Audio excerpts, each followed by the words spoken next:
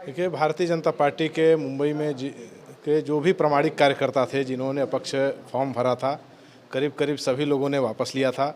उसी प्रकार से हमारे वडाला में 200 नंबर वार्ड के इस जिला के भारतीय जनता पार्टी के दक्षिण मध्य जिला के महामंत्री श्री गजेंद्र धुमाले, जिन्होंने 200 नंबर वार्ड से अपक्ष उम्मीदवारी भरी थी और यह बहुत ही प्रामाणिक कार्यकर्ता हैं। नीचे इनका बहुत ही जनाधार है और भारतीय जनता पार्टी के वरिष्ठ नेताओं ने इनसे संवाद किया। उसके बाद आज उन्होंने निर्णय लिया कि उसको वापस लेंगे और आज वापस लेकर के भारतीय जनता पार्टी के कार्यालय पर आए हैं। तो निश्चित रूप से यह इसी प्रकार से भारतीय जनता पार्टी के में संगठन का कार्य करते रहेंगे और महायुति का उम्मीदवार बनाने में अपना योगदान देंगे।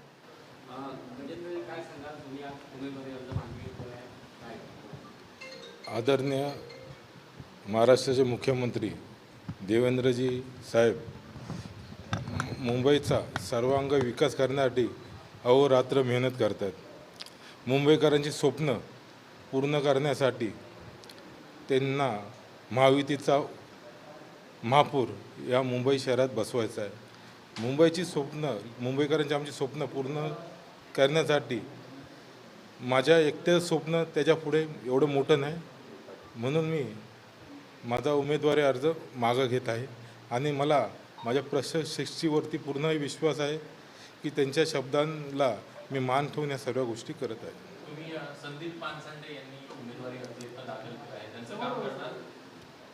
पक्षश्रेष्ठीचा आदेश असतो, आम्हाला कमळ आमचा उमेदवार आहे, कुणाचंही नाव नाही, ते फक्त कमळ आमची निशाणी आहे। कमळ हा आमचा उमेदवार आहे, त्या उमेदवाराचं आम्ही काम करणार। नाराजी आहे पानसंडे यांना उमेदवारी मिळाली आहे? नाराजी हा शब्द जेव्हा पक्षश्रेष्ठींचा आदेश असेल तो हा नाराजी शब्दच नसतो। पक्षासाठी खऱ्या अर्थाने तुम्ही आता काय करताय? भविष्यात चांगल्या संधी मिळतील अशी अपेक्षा वाटते? पक्षावरती विश्वास आहे, म्हणून तरी मी भारतीय जनता पार्टीचा कार्यकर्ता आहे।